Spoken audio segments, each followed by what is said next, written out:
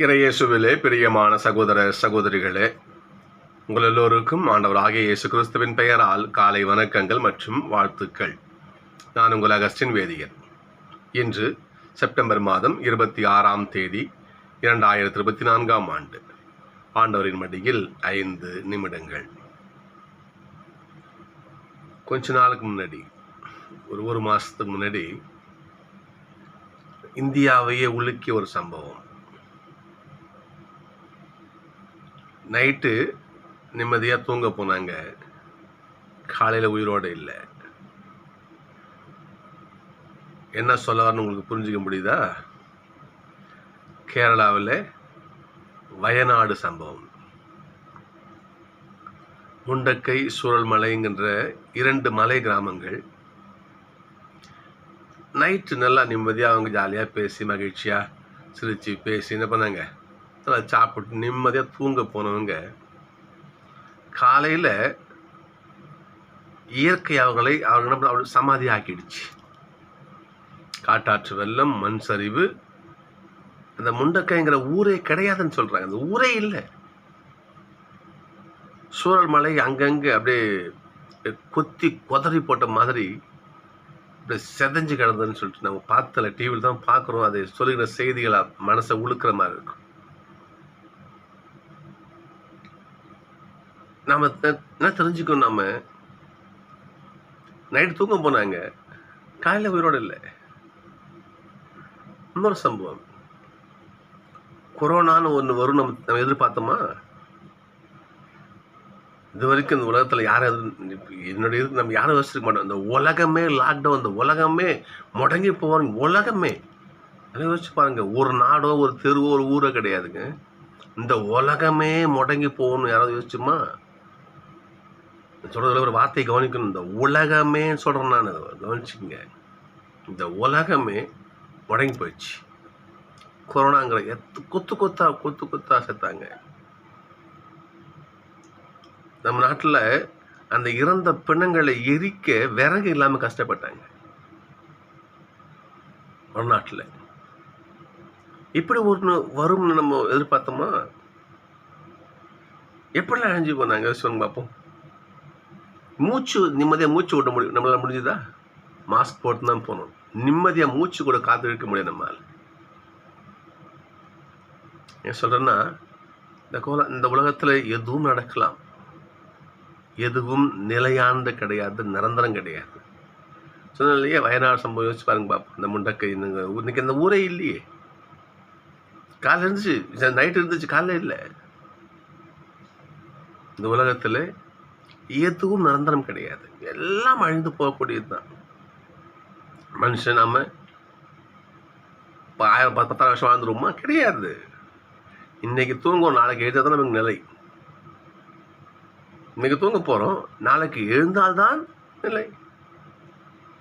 புரியுதுங்களா? உறங்கி தான் எழுந்தால் தான் நமக்கு உசுரோடு இருக்குன்னு நினச்சிக்க வேண்டியதான். நம்ம உறக்கம் கூட ஒரு வகையில் ஒரு மரணம் மாதிரி தானே. விடிஞ்சா தான் தூங்கினா அவ்வளோதான். காலையில் பொழுது விடிஞ்சு கண்ணு முழிச்சா தான் நம்ம உசுராகணும்னு தெரியும். ஒரு வகையில் சொல்கிறேன் நான். ஒரு பாடல், நிலையில்லா உலகு, நிஜமில்லா உறவு, நிலையானது ஒன்றும் இந்த உலகத்தில் கிடையாது. நேற்றும் இன்றும் என்றும் மாறாத தெய்வம் கடவுள் மட்டுமே. அதனால எனக்கு அது இருக்குது, எனக்கு இது இருக்குது, நான் எல்லாத்தையும் வாழ்ந்துட்டு போயிடும். நான் வேண்டாம். லூக்காவில் 12:15 இப்படி சொல்லுகிறது, ஒருவனுக்கு மிகுதியான செல்வம் இருப்பதால அவன் பெருசாக வாழ்ந்துருவான்னு நினச்சிடாத. எல்லாம் அழியக்கூடியது, எல்லாம் அழியக்கூடியது. நீயே நிரந்தரம், கடவுள் மட்டுமே நிரந்தரமானவர். மீது எல்லாம் அழியக்கூடியது. யோசிச்சு பாருங்க பார்ப்போம். நீங்கள் இன்னைக்கு அற்புதமான முதல் வாசகம், இன்னைக்கு சபை உரையாடல அற்புதமான வாசகம். இன்னைக்கு வீண், முற்றிலும் வீண். மனிதர் தம் வாழ்நாள் முழுவதும் பாடுபட்டு உழைக்கிறான். ஆனால் உழைச்ச என்ன பயன்? செல்வத்துக்காக மட்டும் உழைக்காத. ஆண்டவருடைய ஆசீர்வாதம் கொஞ்சம் வேலை செய்யி. ஏனென்றால் இந்த செல்வங்குது அது வந்து நிலையா இருக்காது, அழிஞ்சு போயிடும்.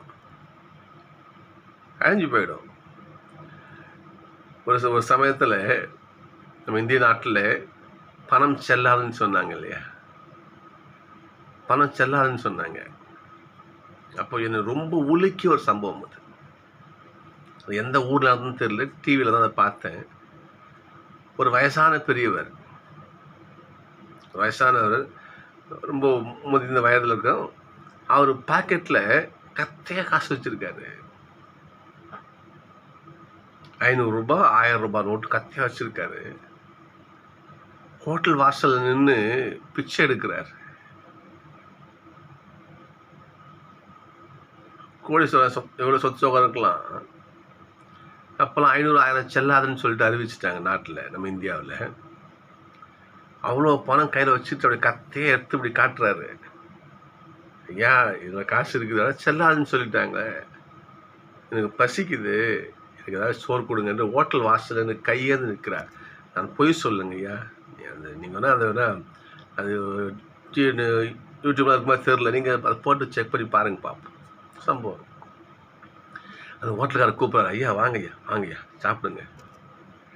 அந்த பெரியவர் அழுது கொண்டே சாப்பிட்றாரு. நீ சாமியா, எனக்கு வயிற்று சோறு போடுறேன், எனக்கு பசி வயிற்ற குளிர வைக்கிறேன் என்று அவர் சாப்பிட்றாரு. எல்லாம் அழிந்து எவ்வளோ பணம் வச்சுருந்து என்ன பண்ணி ஒரு சோத்துக்கு நீங்கள் யோசிச்சு பாருங்க பார்ப்போம். எல்லாம் அழிந்து மனுஷன் எதுக்கு உழைக்கிறான்? காசு பணம் பெருமை, காசு பணம் பட்டம் பதவி பெருமை, இதுக்கு தான் உழைக்கிற ஒழிய நிலையான ஒன்று இருக்குது. ஆண்டோடைய திருவடி இருக்குது, ஏசப்பா இருக்கிறாரு. அவருக்கு அவருடைய ஆசை பருவம் உழைக்கணும். எங்க சொல்றாங்க பாருங்க. அதான் அதுக்கு முதல் வாசகம் அன்னைக்கு, வீண் முற்றிலும் வீண் என்கிறார் சபை உரையாளர். வீண் முற்றிலும் வீண், எல்லாமும் வீண். ஏன்? தம் வாழ்நாள் முழுவதும் பாடுபட்டு மனுஷன் உழைக்கிறான். அதனால என்ன பயன்? ஒரு மனுஷன் இன்னைக்கு இருக்கிறான், நாளைக்கு இல்லை. ஒரு தலைமுறை நாளைக்கு இல்லை. ஒரு தலைமுறை எனக்கு இருக்குது, நாளைக்கு இல்லையே. அழிஞ்சு செத்து போயிடறானே. நீ சேர்த்த சொத்து யாருக்கு தேவை சொல்லு பார்ப்போம். ஒருத்தர் ஒரு ஏசப்பா ஓமை சொல்லுவார் இல்லையா? ஒருத்தர் கனவு காண்றான்னா, இன்னும் என்னுடைய சேமிப்பு கிடங்கை நான் இன்னும் பெருசாக கட்டுவேன், நிறைய நான் சேர்த்து வைப்பேன், நான் பொருட்களை சேர்த்து வைப்பேன், நான் இன்னும் பல தலைமுறைக்கு மகிழ்ச்சியாக இருப்பேன். அவர் சொல்கிறாரு, அட பாவி, நீ இன்றைக்கு கீழே சாக போகிறேன்னு சொல்ற. அப்போ சொத்துக்கள்லாம் யார் பயன்படுத்துவா? பாப்போம். ஒன்றும் கிடையாது. ஏசப்பா சொல்லுவார் பாருங்க பாப்போம். உங்களுடைய செல்வத்தை விண்ணுலகிலே சேர்த்து வையுங்கள், அங்கே துரு பிடிக்காது, பூச்சி இருக்காது, அரிக்காது, எதுவுமே இருக்காது.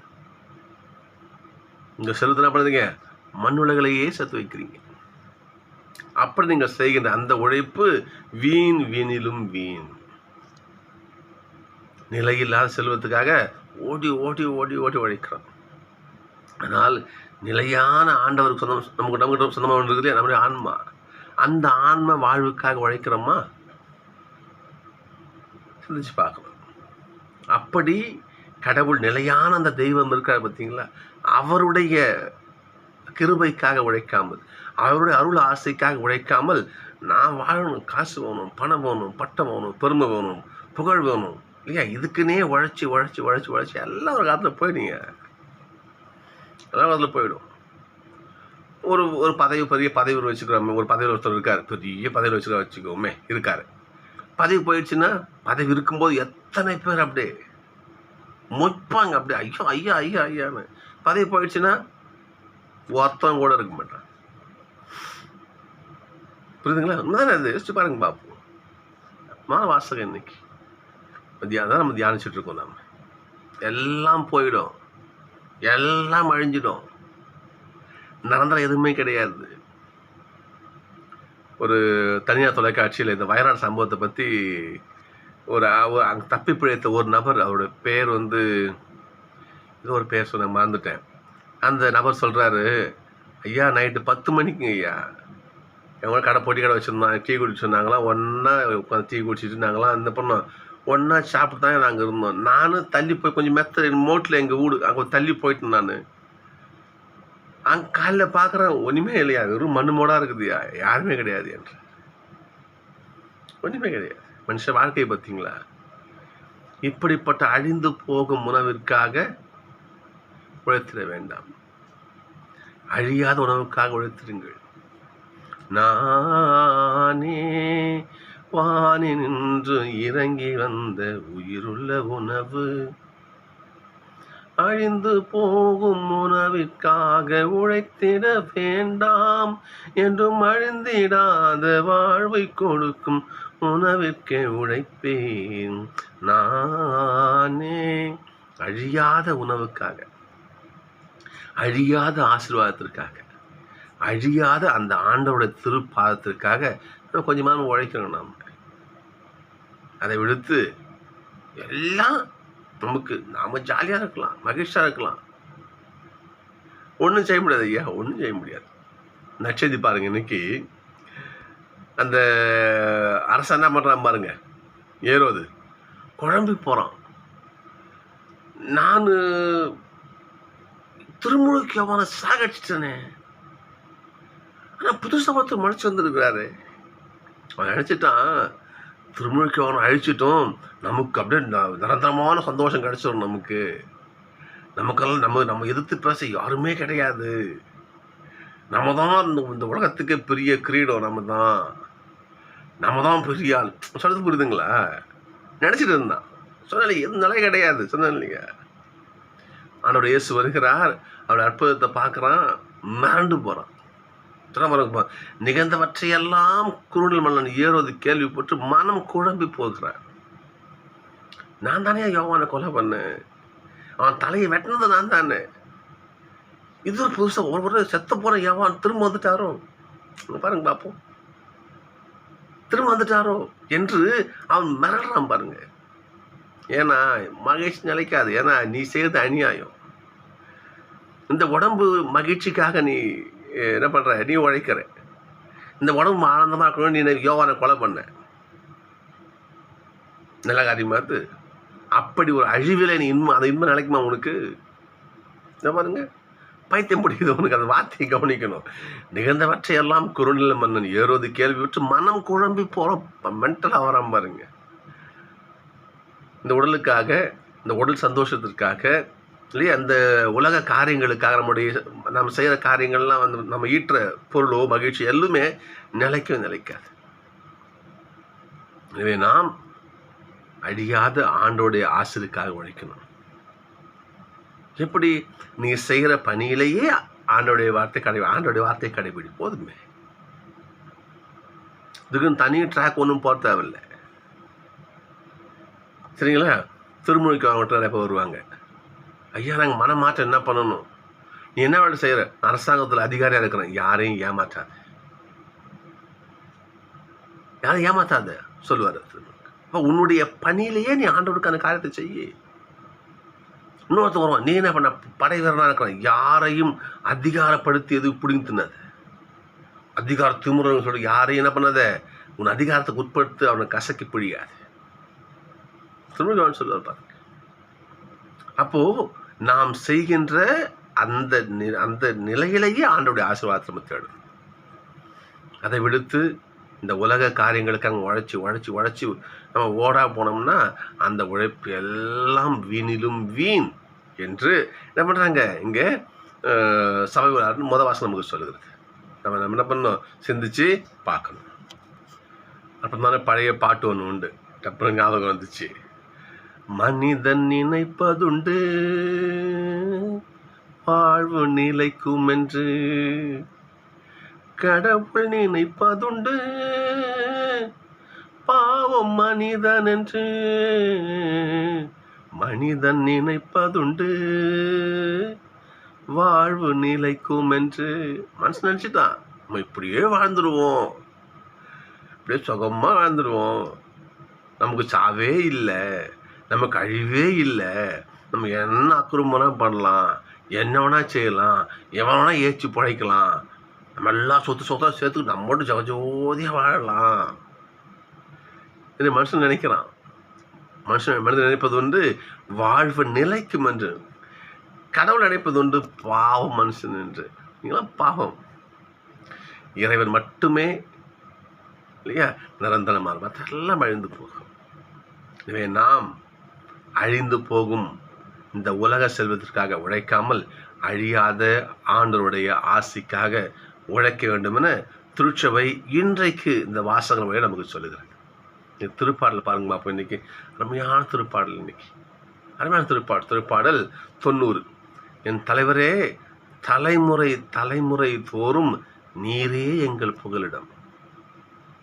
இந்த ஒரு தலைமுறை பற்றி அடுத்த என் பிள்ளை வருமா, என் பேர பிள்ளை, அதுக்கு என் இப்படி எத்தனை தலைமுறையானாலும் நாங்கள் மாறிடுவோம். நீங்கள் மாறாத கடவுள். நீங்கள் எத்தனை தலைமுறையானாலும் நீங்கள் தான் எங்களுக்கு புகலிடம். உங்கள் திருவடி தான் நாங்கள் வாழற இடம். திருப்பாடலை பாருங்க பார்ப்போம். நீங்கள் 10 திருப்பாடல் இன்னைக்கு. என் தலைவரே, தலைமுறை தலைமுறை தோறும் நீரே எங்கள் புகலிடம். அது பாருங்க பார்ப்போம். மனிதரை புழுதைக்கு திரும்பிட செய்கிறீர். மனுஷெல்லாம் மண்ணுக்கு போயிடுவான். மானிடரே, மீண்டும் புழுதியாகுங்கள் என்கிறீர். மனுஷன்லாம் அழிச்சிருந்தீங்க. நீங்கள் மனுஷன் நினச்சிருக்கலாம் நமக்கு வாழ்வு அழிச்சிடும், நமக்கு எப்போ வேணாலும் வாழலாம், என்ன பண்ணால் செஞ்சு வாழலாம் மனுஷன் நினைக்கிறான். கிடையாது. பாருங்க பார்ப்போம். ஏனெனில் 1000 ஆண்டுகள் உன் பார்வையில் கடந்து போன ஒரு நாள். மனுஷன் நினச்சிட்டான் நம்ம அப்படியே வாழ்றோம். கிடையாது. இந்த உலகத்தையே 1000 வருஷம் அவருக்கு ஒரு நாள் மாதிரி. பார்ப்போம். வெள்ளமான மானிடரை வாரிக்கொண்டு செல்கிறீர். மனுஷன் நினைச்சிட்டான் நம்ம அப்படியே வாழ்ந்துருவோம். கிடையாது. ஆண்டவர் நினைச்சா போதும், அது நடக்கும். நாம் நினைக்கிறது நடக்காது ஒருபோதும். நம்ம யோசிச்சு பார்க்கணும். நம்ம காலையில் பார்ப்போம். அவர்கள் வைகரையில் முளைத்திடும் புல்லுக்கு ஒப்பாவர். காலையில் ஒரு புல்லு முளைக்கும், அதை பண்ணும், காலையில் தளிர்த்து வளர்ந்து மாலையில் காஞ்சி போகிறோம். அந்த மாதிரி மனுஷன் வாழ்க்கை. நம்ம 50 வருஷம் வாழறமே. 50 வருஷம்லாம் அவருடைய 50 வினாடி கூட பெறாது. ஏன்னா 1000 ஆண்டுகளே ஆனோட பார்வையில் ஒரு நாள். மனுஷன் வாழற ஒரு 50 வருஷம்லாம் அவருடைய ஆண்டோடைய பார்வையில் ஒரு 2-3 செகண்ட், அவ்வளோதான். 2-3 செகண்ட் இல்லை 5 நிமிஷம் வச்சுக்கோமே. நம்ம நினைக்கிறோம் ஆண்டோடைய பார்வையில் ஒன்றுமே கிடையாது. நம்மளாம் காலையில் புல் செடி வளருது, வெயில கறி காஞ்சி குந்து விடுது. அதான் நம்மளோட வாழ்க்கை. இப்படிப்பட்ட வாழ்க்கையை வச்சுக்கிட்டு நம்ம என்ன ஆட்டம் ஆடுறோம், யோசிச்சு பாருங்க பார்ப்போம். இன்னொரு திருப்பாடல் அதில் பாருங்க, 12வது வசனம் பாருங்க பார்ப்போம். எங்கள் வாழ்நாள்களை கணிக்கு எங்களுக்கு கற்பியும். எங்கள் வாழ்க்கையை நாங்கள் உணர்ந்து பார்க்கணும் ஆண்டவரே. இதான் வாழ்க்கை. ஒன்றும் கிடையாது. சின்ன ஒரு வயல்வெளி புல்ல மதம்ன்ற வாழ்க்கை. இந்த வாழ்க்கையில் நான் பெரியவன், நீ பெரியவன், நீ இன்னவன், நீ இன்ன சாதி, இன்ன பெரியவன், பணக்காரன், ஏழை இல்லையா, நீ நிறத்தில் நீ வெள்ளையாக்குற, கருப்பாகிற, எத்தனை பாகுபாடு, எத்தனை என்னையா அது வாழ்க்கை. பிறக்கிறோம், சாவறோம், நல்லபடியாக வாழ்ந்துட்டு சாவும். நீ சொல்லுங்க பாருங்க பார்ப்போம். எங்கள் வாழ்நாளை கணிக்க எங்களுக்கு கற்றுத்தாரும் ஆண்டவரே, அப்பொழுது ஞானம் மிகு உள்ளத்தை பெற்றிடுவோம். வாட் இஸ் மீன் பை ஞானம்? ஞானம்னா என்ன? சிந்திச்சு பாருங்க பார்ப்போம். நீதிமொழிகள் 11 சொல்லும் பாருங்க பார்ப்போம். ஞானம் என்றால் கடவுளிடம் கொள்ளும் அச்சமே ஞானத்துடைய தொடக்கம். கடவுளுக்கு பயந்து வாழணும். பார்த்தீங்களா? அதான் ஞானியருடைய வேலை. நாம் ஒரு தவறு செய்வோம், ஐயோ கடவுள் என்ன பார்க்குறாரு, தப்பு செய்யக்கூடாது, ஆண்டவர் தட்டிப்பாரு, என்ன நல்ல வாழ்க்கை வாழணும். அதான் ஞானம். பாருங்க அப்போ, எங்கள் வாழ்நாளை கணிக்க எங்களுக்கு கற்பியும் ஆண்டவரே, அப்பொழுது ஞானம் மிகு உள்ளத்தை நாங்கள் பெறுவோம். ஆண்டவரே, நீ திரும்பி வர எத்தனை காலம் இந்த நிலை, ஊழியருக்கு இறக்கம் காட்டு. மனுஷ வாழ்க்கையை எப்படி கற்றுக் கொடுங்க ஐயா எங்களுக்கு. திருப்பட ஆசை கேட்குறாரு பாருங்க, எனக்கு கற்றுக் கொடுங்க. மனுஷ வாழ்க்கையை கணிக்கங்கள் கற்றுக் கொடுங்க. எப்படி வாழணும் சொல்லி கற்றுக் கொடுங்க. நாங்கள் எப்படி வாழறோம்? வீண் வாதம், வீண் பெருமை பேசிக்கிட்டு என்ன மனம் போன போக்கில் வாழறோம். அந்த வாழ்க்கை எங்களுக்கு வேண்டாம். ஞானத்தோடு வாழ்கிற வாழ்க்கைங்களுக்கு கொடுங்கள் என்று திருப்பலாசர் ஜபிக்கிறார் பாருங்க. இன்னைக்கு நாமும் ஜபிப்போம் அந்த மாதிரி. ஆண்டவரே, நாங்களாம் வயது புல் ஒரு பூ காலைல பூக்குது, சாயந்தரம் வாதியும் கீழே வந்துடுது. அப்படிப்பட்ட வாழ்க்கையை வச்சுக்கிட்டு நாங்கள் எங்களுக்கு நாங்கள் என்ன பண்ணுறோம், என்ன ஆட்டம் போடுறோம். ஒரு திரைப்பட பாட்டு இப்படி வரும், ஆடாதடா ஆடாதடா மனிதா, ரொம்ப ஆடி போட்டா அடங்கிடுவே மனிதா, ஆடாதடா ஆடாதடா மனிதா, ரொம்ப ஆடி புட்டா அடங்கிடுவே மனிதா, ஆண்டவன் தான் சாவி கொடுத்து ஆட்டி வைக்கிறான், ரொம்ப ஆடி புட்டா ஆட்டத்தை தான் பூட்டி வைக்கிறான். ஆட்டை பார்த்தீங்கன்னா சின்ன ஒரு எவ்வளோ பொருள் பகிர்ந்து பாட்டு பாருங்க. ஆண்டவன் தான் சாவி கொடுத்து ஆட்டி வைக்கிறான், ரொம்ப ஆடி புட்டா ஆட்டத்தை தான் பூட்டி வைக்கிறான், ஆடாதடா ஆடாதடா மனிதா, ரொம்ப ஆடி போட்டா அடங்கிடுவே மனிதா. மனுஷன் ஆடுறோம் நம்மளாங்க என்ன ஆட்டம் போடுறோம் சின்ன ஒரு வாழ்க்கையை வச்சுக்கிட்டு. சமீபத்தில் நடிகர் அரவிந்த் சாமி நீங்கள் கேள்விப்படுவீங்களே, இப்போ திரைப்பட நடிகர், அவருடைய பேட்டி ஒன்று பார்த்தேன். நான் மனுஷனுடைய ஒரு ஒரு ஒரு ஒரு ஒரு பரந்த ஒரு ஒரு உண்மையை ஒரு தாட்டை பாருங்க. நாமெல்லாம் என்னங்க பெருமடிச்சுக்கிறோம் இந்த உலகத்தில். நாமெல்லாம் ஒரு ஒரு ஒரு ஒரு புள்ளி கூட கணக்கு கிடையாது. இந்த இந்த இந்த பிரபஞ்சத்தில் பூமிங்கிறது ஒரு புள்ளி. இந்த மாதிரி லட்சக்கணக்கான கோடிக்கணக்கான கோள்கள் இந்த உலகத்தில் இந்த பிரபஞ்சத்தில் இருக்குது. அதில் ஒரு புள்ளி என்னது, பூமி. ஒரே ஒரு டாட் தான் இந்த பூமி. அதில் நாம் வாழற நாம், இந்த பூமியே ஒரு புள்ளின்னு சொன்னால் அது வாழற நாம் புள்ளியிலும் புள்ளி. நம்மலாம் ஒரு கணக்கே கிடையாது இந்த பிரபஞ்சத்தில். நம்மலாம் ஒரு ஒரு நம்மளை வந்து குறிக்கவே முடியாது. அப்படிப்பட்ட நாம் என்ன ஆட்டம் போடுறோம், என்னென்ன பெருமை பேசும். அவருடைய அந்த தாட் ரொம்ப நல்லா, அவருடைய வார்த்தை ரொம்ப நல்லா பிடிச்சிருந்தது எனக்கு. இந்த அகண்ட உலகத்தில், அகண்ட பிரபஞ்சத்தில் ஒரு டிராப் தான் இந்த பூமி உலகம், நம்ம வாழ இந்த பூமி. இதில் இந்த நாடுகள், இப்போ அமெரிக்காங்கிறது அது ஒரு புள்ளி, ரஷ்யா அது ஒரு ஒன்று, இந்தியாங்கிறது அது ஒரு புள்ளி. அப்போ நம்ம நாடே ஒரு குட்டி மயிரடையான புள்ளி தான். அதில் வாழ மக்கள்லாம் நம்மெல்லாம் குறிக்கவே முடியாது. அப்படிப்பட்ட ஒரு மயிரழை போல் நம்மெல்லாம் இருந்துக்கிட்டு நம்ம என்ன ஆட்டம் ஆடுறோம். அதெல்லாம் ஒன்றுமே கிடையாது. நம்மளாம் ஒன்றுமே, அவருடைய வார்த்தை பாருங்கள், இதான் இன்னைக்கு பாருங்கள், ஒன்றுமே கிடையாது. நம்மளாம் இந்த உலகத்தையே அண்ட சராசரத்தையே படைத்து பாதுகாக்கும் அந்த கடவுள் மட்டுமே நிரந்தரமானவர். எனவே நாம் அவருடைய ஆசைக்காக உழைப்போம். நம்முடைய செல்வத்தை இந்த உலகத்தில் சேர்த்து வைக்க தேவையில்லை. இந்த உலகத்தில் செல்வம் தான் அரைச்சது பூச்சி அரிச்சு போயிடும், செல்லழிச்சு போயிடும். ஏசப்பா சொல்லுவார், உங்களுடைய செல்வத்தை விண்ணகத்திலே சேர்த்து வையுங்க. உங்களுடைய சொத்து சுகம்லாம் அங்கே இருந்துச்சுன்னா அழியாமல் இருக்கும், பாதுகாப்பாக இருக்கும், எப்பவும் நீ போய் பயன்படுத்திக்கலாம். சரிங்களா? சகோதரர்களே, இதான் இன்றைக்கி நம்மளோட தியானம். இன்னைக்கு அழிந்து போகும் உணவிற்காக உழைக்க தேவையில்லை. அழியாத உணவை நம்ம என்ன பண்ணோம், அழியாத செல்வத்தை சம்பாதிச்சு நம்முடைய ஆன்மாவுக்கு ஒரு நல்ல நிலத்தை அடிக்குவோம் நம்ம. எனவே இன்றையிலிருந்து ஒரு புது ஒரு பிரதிஜை எடுப்போம், ஒரு வாக்குறுதி எடுப்போம். ஆண்டவரே, நாங்கள் அந்த உலக காரியங்களுக்காக உழைச்சி ஓட போகாமல் கொஞ்சமாவது உங்கள் அருளாசிக்காக உழைக்கணும்னு சொல்லிட்டு ஏசப்பாட்ட கேட்போம். நிச்சயமா ஏசப்பா நாம் அந்த ஆண்டோட அருளுக்காக உழைக்கும் நல்ல மனதை நமக்கு நிச்சயமாக கொடுத்து நம்மை கை தூக்கி விடுவார், நம்மளை காப்பது செய்வார். நன்றி. நாளை சந்திப்போம்.